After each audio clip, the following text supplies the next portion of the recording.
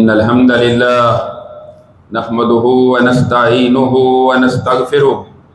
ونعوذ بالله من شرور أنفسنا ومن سيئات أعمالنا من يهده الله فلا مضل له ومن يضلل فلا هادي له وأشهد أن لا إله إلا الله وحده لا شريك له وأشهد أن محمدا عبده ورسوله يا أيها الذين آمنوا اتقوا الله حق تقاته ولا تموتن إلا وأنتم مسلمون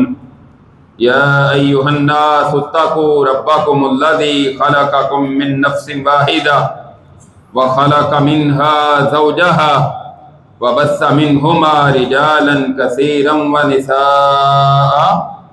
واتقوا الله الذي تساءلون به والأرحام إن الله كان عليكم رقيبا يا أيها الذين آمنوا اتقوا الله يا أيها الذين آمنوا اتقوا الله وقولوا قولا سديدا يصلح لكم أعمالكم ويغفر لكم ذنوبكم ومن يطع الله ورسوله فقد فاز فوزا عظيما أما بعد فإن خير الحديث كتاب الله وخير الهدي هدي محمد صلى الله عليه وسلم وشر الأمور محدثاتها وكل محدثة بدعة وكل بدعة ضلالة وكل ضلالة في النار اللهم صل على محمد وعلى آل محمد كما صليت على إبراهيم وعلى آل إبراهيم إنك حميد مجيد اللهم بارك على محمد وعلى آل محمد كما باركت على إبراهيم وعلى آل إبراهيم إنك حميد مجيد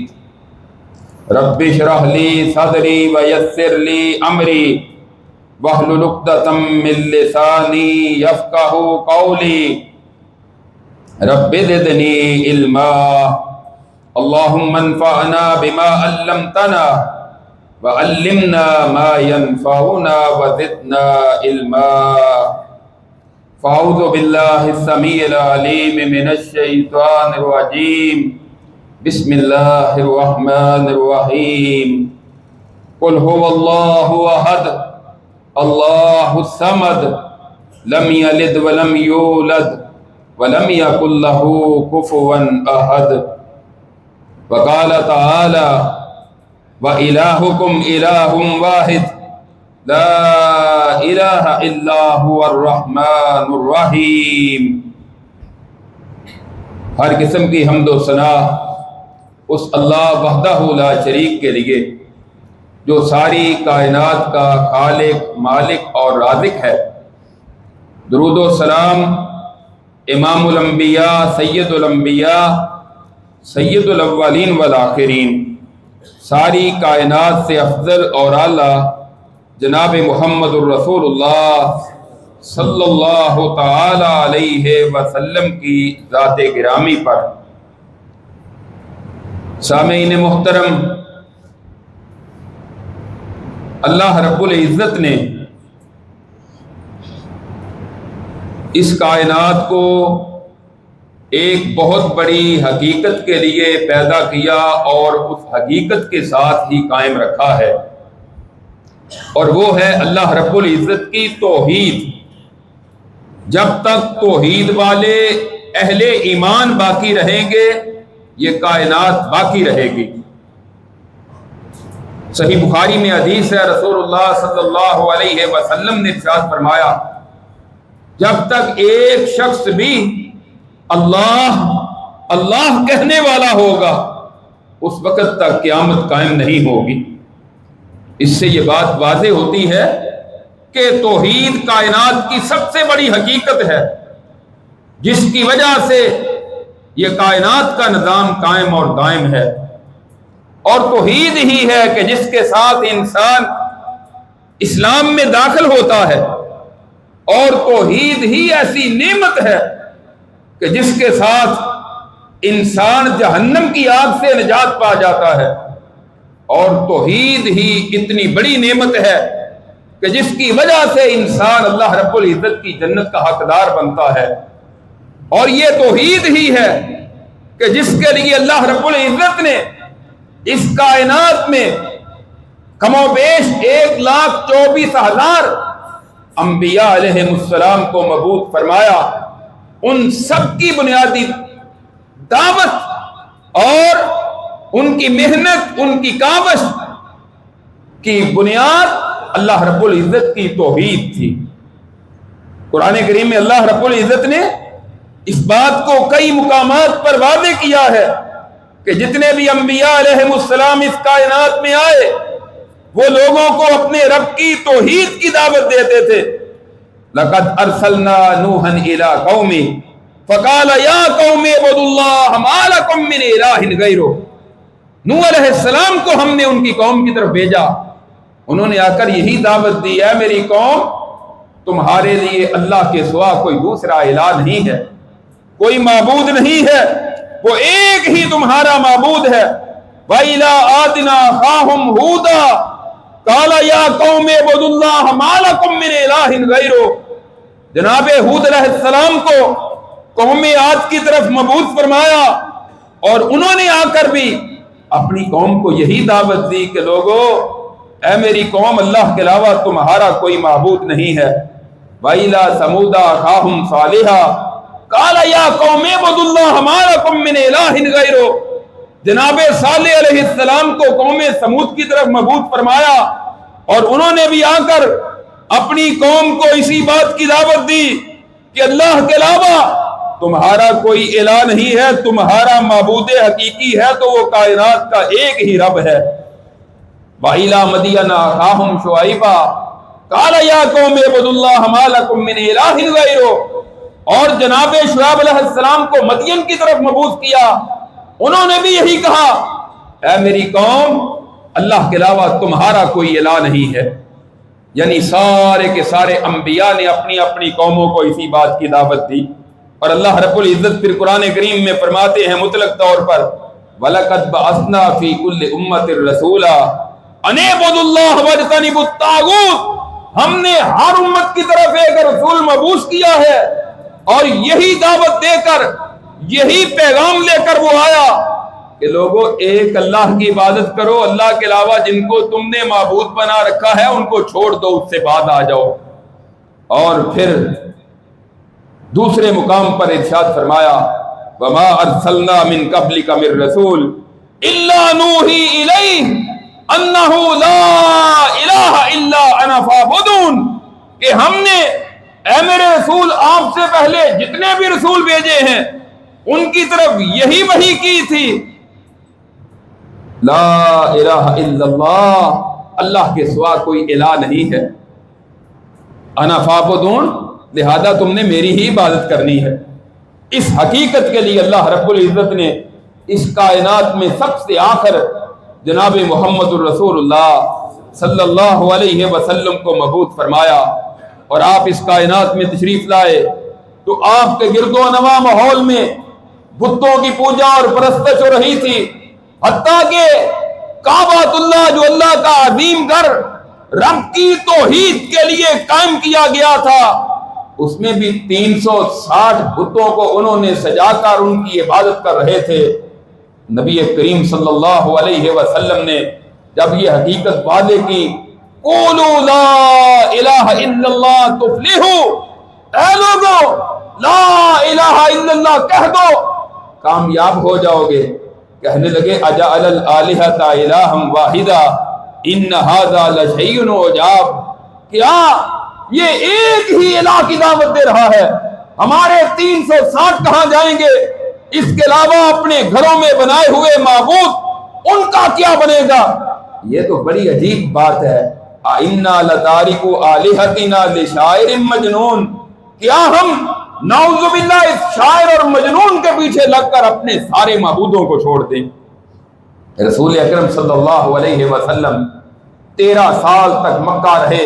لوگوں کو رب کی توحید کی دعوت دیتے رہے۔ نماز فرض نہیں ہوئی تھی، ارکان اسلام میں سے 5 ارکان ہے۔ نماز مکی دور کے آخر میں جا کر فرض ہوئی، زکوٰۃ مکے میں فرض نہیں ہوئی تھی، یہ جا کر مدینہ میں فرض ہوئی۔ رمضان المبارک کے روزے مدینہ میں جا کر فرض ہوئے۔ بیت اللہ کا حج مدنی دور کے آخر میں جا کر سن 9 ہجری میں فرض ہوا۔ محترم بھائیوں، باقی پھر کیا تھا؟ مکہ کی 86 صورتیں پڑھ کر دیکھ لیں، مکی 13 سالہ دور کو دیکھ لیں، نبی کریم صلی اللہ علیہ وسلم کی دعوت کا مرکز اور محور صرف اور صرف لوگوں کے عقائد کی اصلاح تھی کہ یہ اللہ کے علاوہ دوسروں کو چھوڑ کر، دوسروں کی زمین نیاز پر جا کر اپنی پیشانیوں کو جھکانے کی بجائے، دوسروں کے نام کی نظر نیاز دینے کی بجائے، بتوں اور غیر اللہ کے نام پر جا کر اپنے جانوروں کو قربان کرنے کی بجائے، غیر اللہ کی درگاہ پر جا کر اپنی پیشانی کو جھکانے کی بجائے صرف ایک اللہ رب العزت کی توحید کا اقرار کر لیں۔ قل ان صلاتی ونسکی ومحیای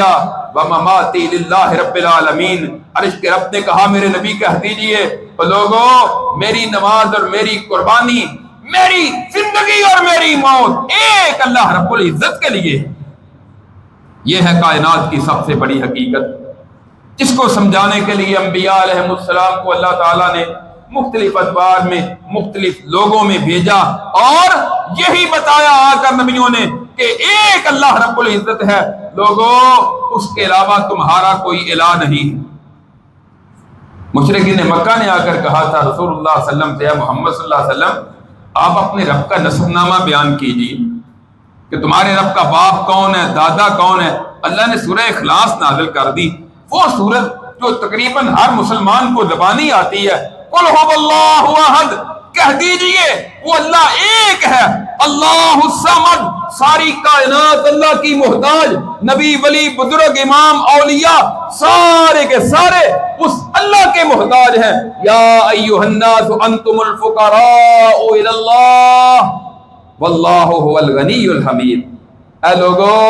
تمہاری عزت اپنی جگہ، تمہارا مقام اپنی جگہ، تمہارا احترام اپنی جگہ، تمہارے عہدے اور منصب اپنی جگہ، لیکن ایک بات یاد رکھو، تم میں سے کوئی بادشاہ ہے یا کوئی رعایا ہے، کوئی امیر ہے یا غریب ہے، بڑا ہے یا چھوٹا ہے، نبی ہے یا غیر نبی ہے، کوئی امتی ہے، تم سارے کے سارے اللہ کے محتاج، اللہ کے فقیروں، وہ اللہ اکیلا غنی اور داتا اور گنج بخش ہے تمہارا۔ باقی پھر کیا رہ جاتا ہے؟ کوئی نبی سے بڑھ کر ہو سکتا ہے کائنات؟ اور پھر امام الانبیاء سے بڑھ کر کوئی شخصیت، کوئی ہستی؟ اللہ نے ساری کائنات کو مخاطب کر کے قرآن میں کہہ دیا، اے میرے نبی ان کو اس حقیقت سے آشناس کرا دیجئے، لوگوں کو سمجھا دیجئے کہ یہ اللہ رب العزت کی توحید کے بغیر گزارا نہیں۔ اعمال میں کمیاں کوتاہیاں ہو جاتی ہیں، انسان ہیں، اللہ رب العزت اپنی رحمت سے معاف بھی کر دے گا، لیکن ایک اصول اللہ نے بنا دیا قرآن میں، ان اللہ لا یغفر ان یشرک بہ ویغفر ما دون ذلک لمن یشاء۔ اللہ نے یہ قانون بنا دیا ہے اور اللہ اپنے قانون کو بدلہ نہیں کرتے، اس میں تبدیلی نہیں کرتے کہ بے شک جس نے اللہ کے ساتھ شرک کیا اللہ اس کو کبھی بھی معاف نہیں کرے گا، اس کے علاوہ اللہ جس کو چاہے معاف کر دے۔ دوسری جگہ من یشرک باللہ فقد حرم اللہ علیہ الجنہ،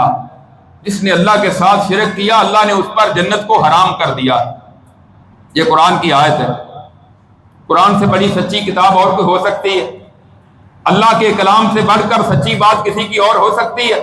ومن اصدق من اللہ حدیثا، اللہ کی بات سے بڑھ کر سچی بات کس کی ہو سکتی ہے؟ اللہ نے اس حقیقت کا اعلان کیا ہے، من یشرک باللہ فقد حرم اللہ علیہ الجنہ، جس نے اللہ کے ساتھ شرک کیا ہے اللہ نے اس پر جنت کو حرام کر دیا۔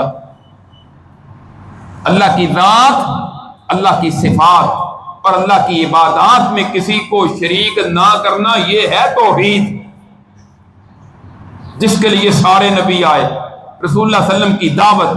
مکی دور میں اور پھر مدنی دور میں جا کر 13 سال تک مکے میں لوگوں کو اسی دعوت کی طرف بلاتے رہے، اور پھر امت کی ذمہ داری ڈیوٹی لگائی، اور اللہ نے قرآن میں 114 صورتیں نازل کر دی۔ جس صورت کو بھی آپ پڑھیں گے اس میں رب کی توحید کا ذکر ہے، اس لیے کہ باقی اعمال میں کمی کوتاہی ہو جائے وہ قابل برداشت ہے، اللہ اپنی رحمت سے معاف کر دیں گے، لیکن اگر شرک ہوا، توحید کے اندر گڑبڑ ہو گئی،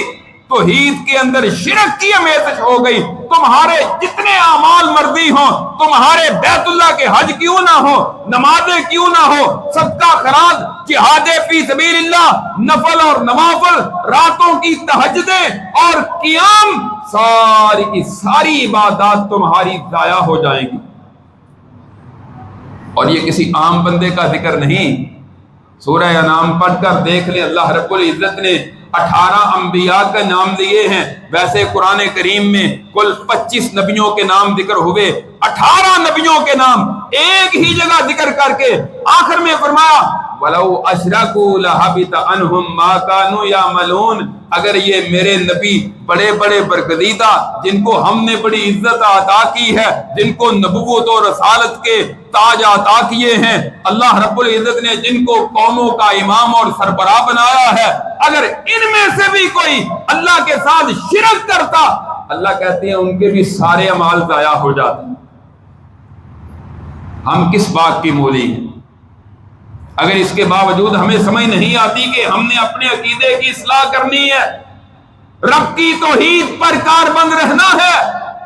پھر اس سے بڑی بدقسمتی اور کیا ہو سکتی ہے کہ ہمیں آج بھی اس بات کی سمجھ نہ آئے۔ اور پھر یہ تو 18 نبیوں کا ذکر تھا، اللہ تعالیٰ نے سورہ زمر میں کائنات کے امام الانبیاء جن کے اشارے سے جنت کا دروازہ کھولا جائے گا، جو ساری آدم علیہ السلام کی اولاد کے سردار اور سربراہ ہیں، نبیوں کے امام ہیں، ان کو مخاطب کر کے کہا جو توحید کے بہت بڑے داعی تھے، توحید پھیلانے والے تھے، لَإِنْ أَشْرَكْتَ لَيَحْبَطَنَّ عَمَلُكَ وَلَتَكُونَنَّ مِنَ الْخَاسِرِينَ۔ اے میرے نبی، آپ بھی یہ بات یاد رکھ لیں، اگر آپ نے بھی اللہ کے ساتھ شرک کیا تو آپ کے بھی سارے اعمال ضائع ہو جائیں گے۔ رسول اللہ سے بڑھ کر کوئی عظمت والا ہو سکتا ہے؟ جناب محمد رسول اللہ صلی اللہ علیہ وسلم سے بڑھ کر اللہ نے کسی کو عزت عطا نہیں کی، وہ نبیوں کے سردار، ساری کائنات سے افضل اور اعلیٰ۔ اللہ نے ہمیں امت کو سمجھانے کے لیے یہ کہہ دیا، اے میرے نبی، اگر آپ نے بھی شرک کیا آپ کے بھی اعمال ضائع ہو جائیں گے اور آپ بھی خسارہ پانے والوں میں سے ہو جائیں گے۔ محترم بھائیو، یہ ہے توحید کی اہمیت۔ رسول اللہ صلی اللہ علیہ وسلم، صحیح بخاری میں حدیث ہے، آپ سواری پر سوار تھے، آپ کے پیچھے حضرت معاذ بن جبل رضی اللہ تعالیٰ عنہ بیٹھے ہوئے ہیں، آپ فرماتے ہیں یا معاذ، یہ اللہ کے رسول لبیک و سعدیک، میں حاضر، آپ حکم فرمائیں۔ تھوڑی دیر کے بعد آپ نے دوبارہ پھر فرمایا یا معاذ، جی اللہ کے رسول لبیک و سعدیک، میں حاضر، آپ حکم دیجئے۔ آپ نے تیسری مرتبہ پھر کہا یا معاذ، کہتے ہیں لبیک اللہ کے رسول میں حاضر۔ مطلب رسول اللہ کا یہ تھا، اچھی طرح توجہ کے ساتھ میری بات سن لے، آپ فرماتے ہیں حل تدری ما حق اللہ علی العباد، اے معاذ کیا جانتے ہو اللہ کا اس کے بندوں پر حق کیا ہے؟ حضرت معاذ کہتے ہیں میں نے کہا اللہ و رسولہ عالم، اللہ اور اس کے رسول ہی بہتر جانتے ہیں۔ آپ فرماتے ہیں حق اللہ علی العباد ان یعبدوہ ولا یشرکوا بہ شیئا، اللہ کا یہ بندوں پر حق ہے، بندے اللہ پر احسان نہیں کر رہے توحید کو اختیار کر کے، اس لیے کہ اس نے پیدا کیا ہے، یہ کچھ بھی نہیں تھا، اس کا نام و نشان بھی نہیں تھا، یہ زمین و آسمان بھی نہیں تھا، یہ سورج چاند اور ستارے بھی نہیں تھے، یہ دریا نہر اور سمندر بھی نہیں تھے، یہ درخت اور پودے اور پھل اور پھول بھی نہیں تھے، کچھ بھی نہیں تھا، سب کچھ اس نے پیدا کیا، تجھے رزق اس نے دیا، تجھے اولاد اس نے دی، تجھے کاروبار اس نے دیا، تجھے صحت اس نے دی، تجھے مال اس نے دیا، تیرے جسم کے ایک ایک سپیر پارٹ جس کی قیمت کروڑوں اربوں روپیہ ہے، یہ سب کچھ اس نے عطا کیا ہے، اس کا بندوں پر یہ حق ہے کہ بندے اس ایک اللہ کی عبادت کریں، اللہ کے ساتھ کسی کو شریک نہ کریں۔ حضرت معاذ کہتے ہیں آپ نے مجھے یہ بتایا، یہ سبق دیا، پھر آپ نے فرمایا هل تدری ما حق العباد اللہ اذا فعلوا، اے معاذ کیا یہ جانتے ہو کہ اگر بندے یہ کر لیں، یعنی توحید کا اقرار کر لیں، صدقے دل سے توحید پر ثابت قدمی اختیار کر لیں، پھر بندوں کا اللہ پر کیا حق ہے؟ حضرت معاذ کہتے ہیں میں نے کہا اللہ کے رسول آپ اور اللہ بہتر جانتے ہیں۔ آپ نے فرمایا حق العباد اللہ اللہ یعذبہم، پھر اللہ پر بندوں کا حق یہ ہے کہ اللہ ان کو عذاب نہ دے۔ اگر عذاب سے بچنا چاہتے ہیں، جہنم کی آگ سے بچنا چاہتے ہیں، جہنم سے نجات پانا چاہتے ہیں، تو اس کا ایک ہی راستہ ہے، اللہ کی توحید کو سمجھو، لا الہ الا اللہ، اس عقیدے کو مضبوط کر لو، اس کا معنی، اس کے مفہوم کو جان لو، اور اللہ رب العزت کی توحید کے تقاضے پورے کرو، انشاءاللہ اللہ جہنم کی آگ سے نجات بھی دے دیں گے اور جنت کا داخلہ بھی عطا کر دیں گے۔ اور پھر صحیح بخاری میں حدیث ہے، رسول اللہ صلی اللہ علیہ وسلم نے اپنے چچا ابو طالب کو، حضرت علی رضی اللہ تعالیٰ عنہ کے والد ہیں، رسول اللہ کے چچا ہیں، آپ کی بڑی حمایت کی انہوں نے، کفار مکہ مشرکین کے مقابلے میں اپنے بھتیجے کا ساتھ دیا، ان کا دفاع کیا، شیب ابی طالب کی قید جیل میں اپنے بھتیجے کی وجہ سے جا کر بند ہوئے، مشرکین کے ساتھ ٹکر لی، کس وجہ سے؟ کہ میرے بھتیجے کے خلاف تم کھڑے نہ ہو۔ یہی چچا، اس کی موت کا وقت آیا، رسول اللہ صلی اللہ علیہ وسلم پاس چلے گئے، آپ نے فرمایا یا امی قل لا الہ الا اللہ، اے میرے چچا لا الہ الا اللہ کہہ دو، کلمتن اشہد لک بہا عند اللہ، یہ ایسا کلمہ ہے کہ میں اللہ کے سامنے جا کر اس بات کی شہادت دوں گا کہ میرے چچا نے کلمہ پڑھ لیا۔ ادھر ابو جہل بیٹھا ہوا ہے پاس، عبداللہ بن ابی امیہ بیٹھا ہوا ہے، وہ کہتے ہیں ابو طالب جاتے ہوئے دنیا سے اپنے باپ دادا کا دین نہ چھوڑ جانا، یہ بڑی مصیبت ہے، یہ بہت بڑی مصیبت ہے، جو لوگوں کے ذہن میں یہ بات مضبوط کر دی گئی ہے کہ باپ دادے کے دین پر تم نے ثابت قدمی اختیار کرنی ہے، جہاں تمہارا باپ دادا تھے، اللہ قرآن میں کہتے ہیں تمہارے باپ دادا اگر جاہل تھے، وہ ہدایت پر نہیں تھے، کیا تم پھر بھی اپنے باپ دادا کے پیچھے ہی لگے رہو؟ کتنے نبیوں کا قرآن میں اللہ نے ذکر کیا، انہوں نے اپنی قوموں کو رب کی توحید کی طرف بلایا، قوموں نے آگے سے جواب یہ دیا قالوا ما وجدنا آباءنا، ہمارے باپ دادا ایسے ہی کرتے تھے لہذا ہم ایسے ہی کرتے رہیں گے۔ یہ بے وقوفوں والا اصول اور قاعدہ اور کلیہ ہے۔ محترم بھائیو،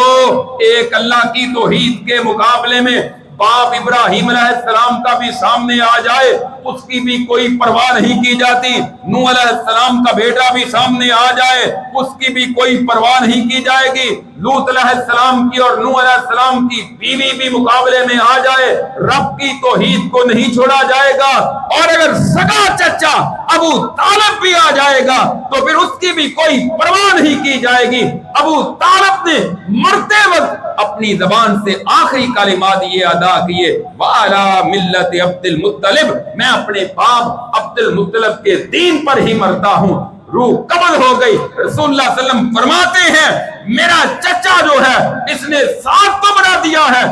اس نے کلمہ نہیں پڑھا، لا الہ الا اللہ کا اقرار نہیں کیا، رب کی توحید کو اختیار نہیں کیا، لہذا جہنم کی آگ کا جوتا پہنایا جائے گا جس کی وجہ سے اس کا دماغ اس طرح کھولتا ہوگا اس حدت اور شدت کی وجہ سے جس طرح ہنڈیا کو چولہے پر رکھ دے تو وہ کھول رہی ہوتی۔ چچا کے کام بھی بھتیجا نہیں آیا، باپ کے کام بیٹا نہیں آیا، بیٹے کے کام باپ نہیں آیا،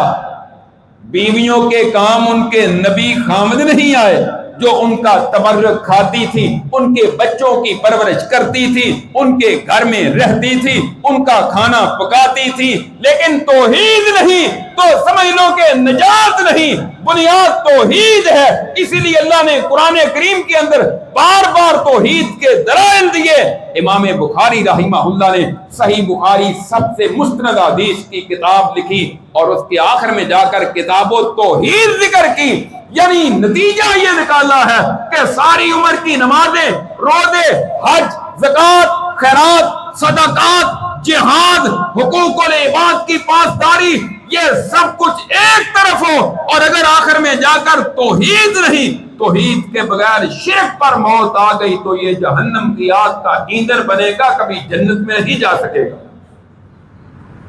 رسول اللہ صلی اللہ علیہ وسلم نے اس حقیقت کو اس انداز میں بھی بیان کیا ہے، صحیح مسلم میں ہے، من مات وهو يعلم انه لا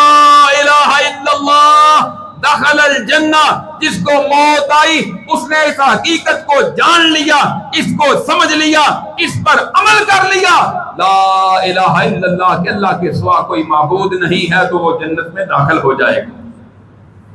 اور پھر جابر رضی اللہ تعالیٰ عنہ بیان کرتے ہیں، رسول اللہ صلی اللہ علیہ وسلم نے فرمایا، من مات لا یشرک باللہ شیئا دخل الجنہ، جس کو موت آئی اللہ کے ساتھ اس نے شرک نہیں کیا،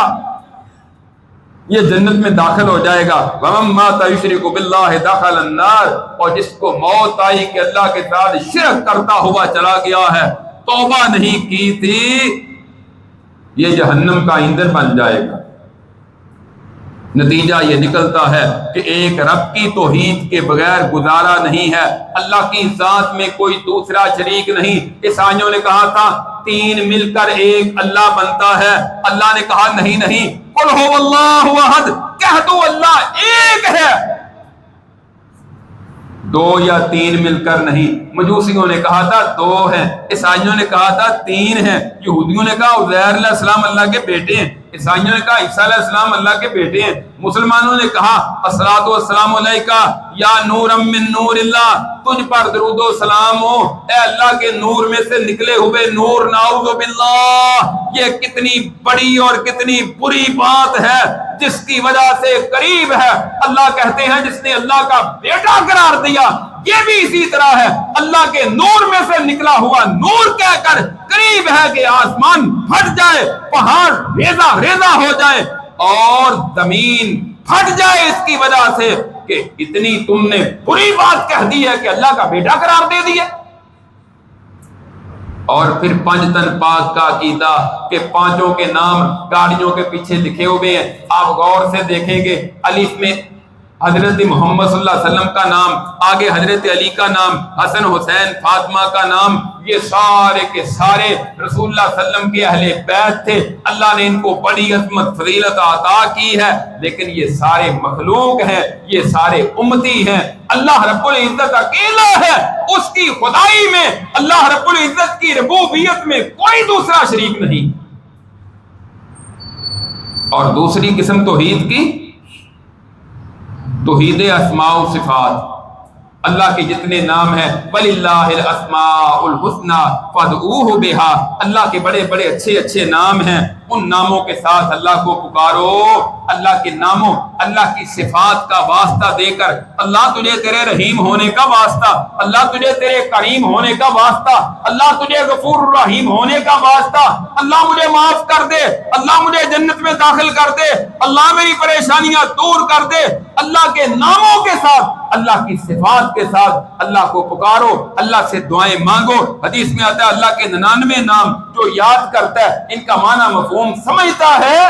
اللہ اس کو جنت میں داخل کر دے گا، اس کا معنی مفہوم سمجھتا۔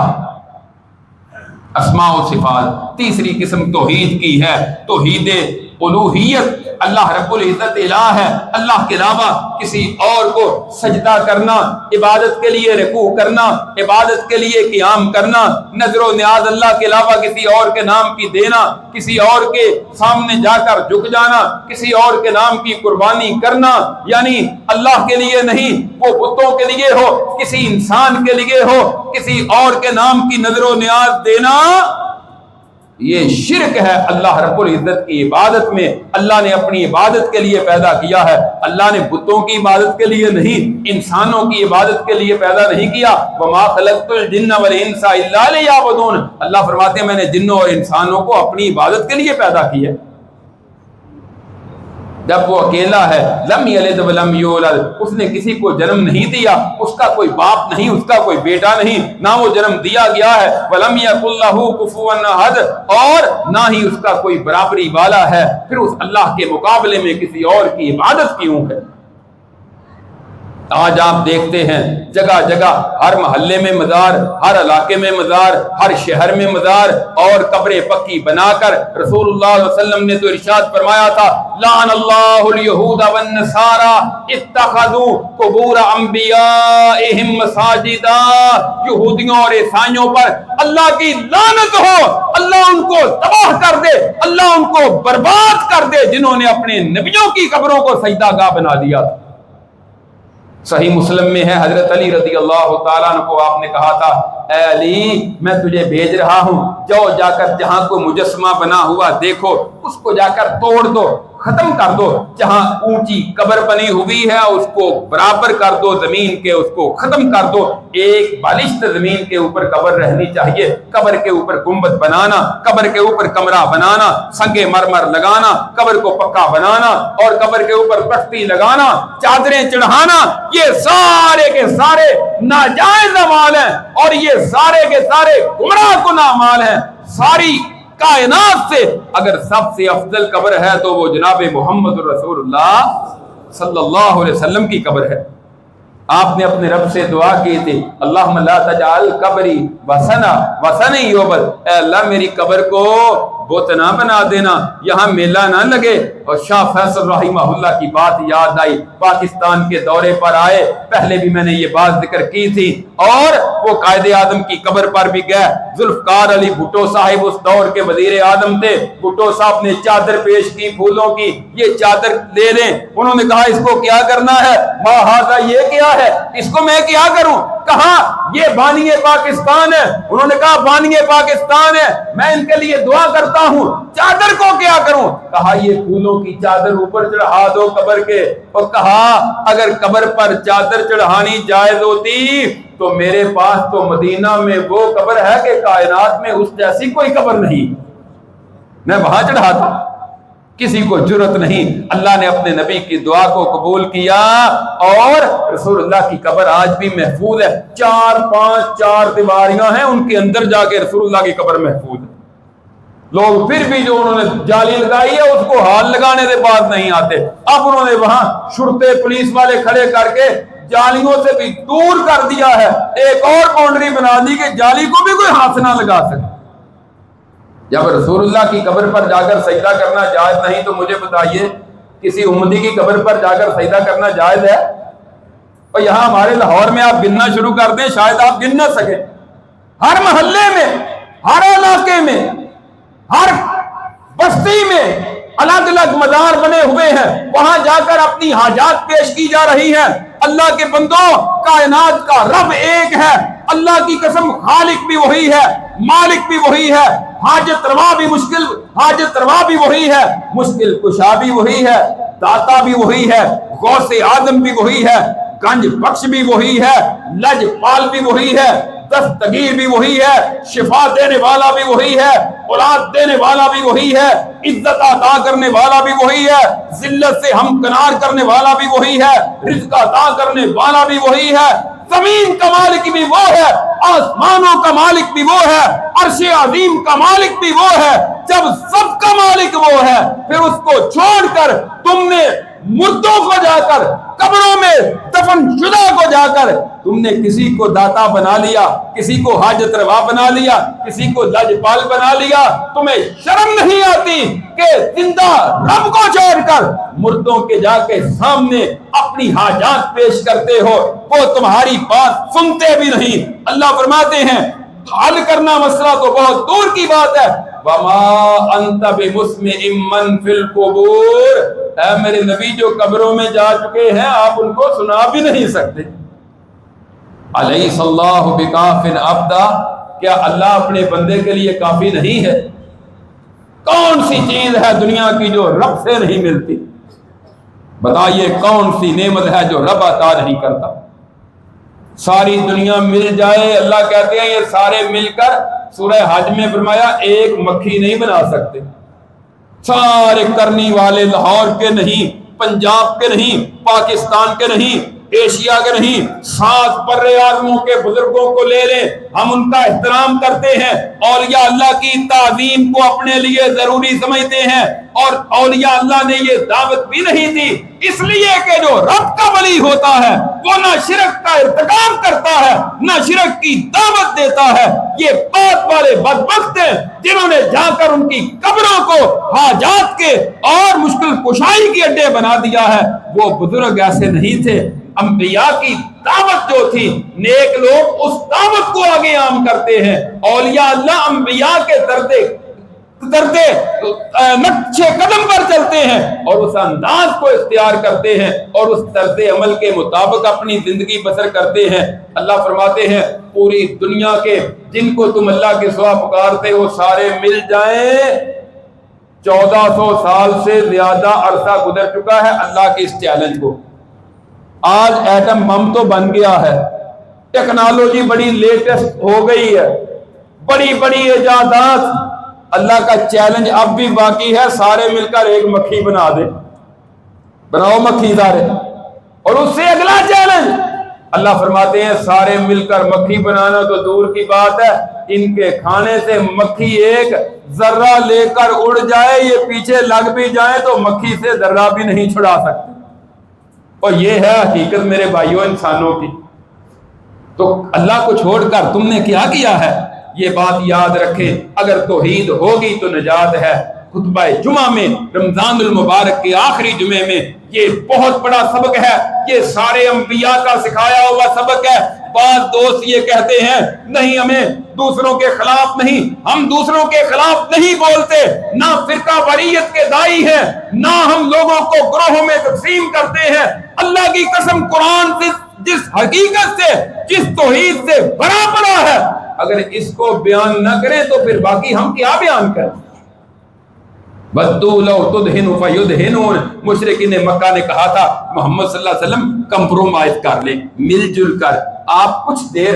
دن ہمارے رب کی عبادت کر لیا کریں، ہم آپ کے رب کی عبادت کر لیں گے. مل جل کر کمپرومائز کر لیں، آپ ہمیں نہ چھیڑیں ہم آپ کو نہیں چھیڑیں گے. اللہ نے کہا قل یا ایھا الکافرون لا اعبد ما تعبدون. اے میرے نبی کہہ دو اے کافرو، جن کی تم عبادت کرتے ہو میں ان کی عبادت نہیں کر سکتا، اور جن کی میں عبادت کر رہا ہوں تم ان کی عبادت کرنے کے لیے تیار ہی نہیں. اللہ کو خالص توحید چاہیے. خالص ایک معمولی ملامت بھی ہو جائے شرک کی، توحید ختم ہو جاتی ہے. لہذا خالص توحید یہ اعمال کی قبولیت کے لیے اور جنت میں داخلے کے لیے ضروری ہے. لہذا اس توحید کو عام کیجئے، اس دعوت کو عام کیجئے، اس توحید کو سمجھیں. باقی کمیاں کوتاہیاں تو ہر انسان سے ہوتی ہیں، وہ انشاءاللہ اللہ اپنی رحمت سے معاف کر دے گا، لیکن توحید میں نقص رہ گیا تو یہ معافی نہیں ہوگی. اللہ رب العزت سے دعا ہے اللہ ہمیں کتاب و سنت پر عمل کرنے کی توفیق عطا فرمائے. آخر دعوانا الحمدللہ رب العالمین.